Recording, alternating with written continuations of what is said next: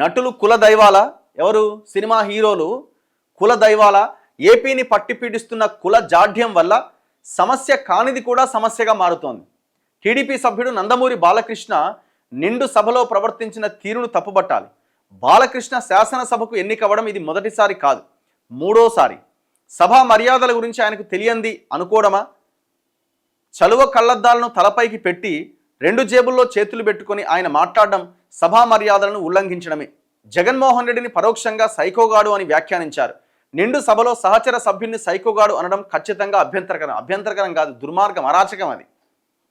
అది హీరోయిజం కాదా? అసెంబ్లీ జేబులలో చేతులు పెట్టుకొని అద్దాల పైకి పెట్టుకొని, ఇప్పుడు ఎంత కరప్షన్ చేయనివ్వండి, ఇంకో ఆ నాయకుడిని పడకపోనివ్వండి, అసెంబ్లీలో మాట్లాడే భాష ఒకటి, పార్లమెంటరీ లాంగ్వేజ్ ఒకటి ఉంటుంది. రేపు నిన్ను కూడా ఇంకోటి ఏదో అంటాడు, దాన్ని నువ్వు యాక్సెప్ట్ చేస్తావా? ఇది ఇది ఇప్పుడు ఏపీలో ఒకటే కాదు, మన దగ్గర కూడా తయారవుతారు అట్లనే, కాకపోతే వీళ్ళు ఏంటంటే వీళ్ళు రియల్ హీరోలు కదా, రీల్ హీరోలు కదా. అది కూడా సినిమాని అనుకుంటారేమో. ఇప్పుడు అసెంబ్లీలో కూర్చొని ఇది సెట్ అనుకుంటారేమో, ఇది పెద్ద సెట్, ఇది మనం డైలాగులు వదలాలి బయటికి అనుకుంటారేమో. అట్లనే ఉన్నది కదా. సభానాయకుడైన సీఎం చంద్రబాబు చొరవ తీసుకొని బాలకృష్ణను సరిదిద్దాల్సి ఉండాల్సింది. ఇదేమీ జరగకపోగా చిరంజీవిని ఉద్దేశించి బాలకృష్ణ అవమానకరంగా మాట్లాడినట్టు ప్రచారం జరిగింది. ఇంకేముంది, కులాల కుంపట్లు రాజుకున్నాయి. మెగాస్టార్ చిరంజీవికి మద్దతుగా ఆయన అభిమానులు, బాలకృష్ణకు మద్దతుగా ఆయన అభిమానులు సోషల్ మీడియా వేదికగా రెచ్చిపోయారు. కమ్మ కాపు కులాల మధ్య కుంపట్లు రాజుకోవడంతో ఆ మంటల్లో చలి కాచుకునే ప్రయత్నాన్ని వైసీపీ వాళ్ళు చేశారు. ఇక మన తెలంగాణ కంటే ఆడ భయంకరమైన కుల కొట్లాటలు ఉంటాయి. రాత్రికి రాత్రి ఈక్వేషన్ మారిపోద్ది. ఊరంతా మనోడిని ఏమో చేసిరాగానే కథం, ఈ ఓట్లు అన్ని పోయి అటు పడతాయి ఒకటే రాత్రికి.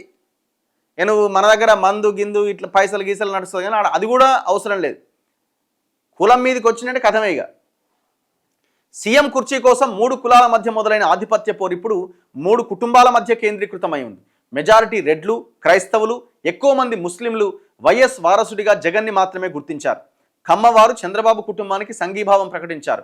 కాపులు తమ సామాజిక వర్గానికి ఏకైక ప్రతినిధిగా కొనిదెల కుటుంబాన్ని తలకెత్తుకున్నారు.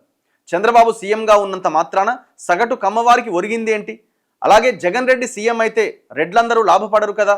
పవన్ కళ్యాణ్ ముఖ్యమంత్రి అయితే కాపుల్లో పేదరికం అమాంతం పోదు కదా.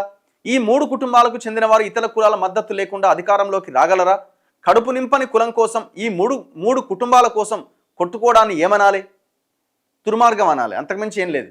నటులను నటులుగానే గుర్తించి గౌరవించి అభిమానిస్తే ఏ తంటా ఉండదు. వారిని కుల దైవాలుగా ఆరాధించడం వల్లే సమస్యలు ఉత్పన్నమవుతున్నాయి. నటులు కూడా తమను తాము దైవాంశ సంభూతులుగా భావిస్తున్నారు. ప్రజల్లో వారికి ఉన్న క్రేజ్ నటులుగా మాత్రమే అని తెలుసుకోలేకపోతున్నారు. ఎక్కడికి పోయినా జనం మూగుతుండడంతో రాజకీయంగా కూడా విజయం సాధించామన్న భ్రమల్లోకి వెళుతున్నారు.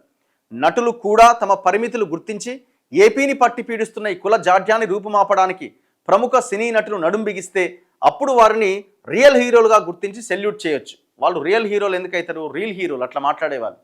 మరి ఇప్పుడు ఈ మొత్తం వార్త రాసిన రాధాకృష్ణ గారు మరి మీరు ఎటువైపు ఉన్నారు? ఏ కుంపటిలో ఉన్నారు? అది కూడా పెద్ద క్వశ్చన్ మార్కే కదా. మీరు మొత్తం చంద్రబాబు నాయుడికి సహకారము బలము మొత్తం మీరే అని బయట కూడా అనుకుంటున్నారు కదా. మీరు ఆ కులానికే మద్దతు ఇస్తున్నారని మీ మీద కూడా ఉన్నది కదా. మరి మీరు కూడా దాని నుంచి బయటపడాల్సిన అవసరం ఉన్నది. ఏ మాట కామాట. పేపర్లు ఎక్కడున్నాయి అది కూడా ఆలోచించాలి. ఇప్పుడు ఈనాడు పేపర్ ఉంది, రామోజీరావు ఉన్నాడు. ఆ ఆఫీసులకు పోతే మొత్తం ఆయన కులానికి సంబంధించిన వాళ్ళకి పెద్దపీట అనేది ఒకటి ఉన్నది. మీరు కూడా అదే, ఇంకా కొంతమంది ఉన్నారు. ఇప్పుడు మీడియా పరిస్థితి కూడా అట్లనే ఉన్నది. సినిమా వాళ్ళది ఎట్లుందో మీడియా కూడా అట్లే ఉన్నది కదా. కాకపోతే ఇక్కడ ఈయన మెచ్చుకోవాల్సిన విషయం ఏంటంటే టీడీపీ అయినా బాలకృష్ణ మాట్లాడింది తప్పు అని చెప్పిండు చూసిర్రా, అంతవరకు ఒప్పుకోవాల్సిందే.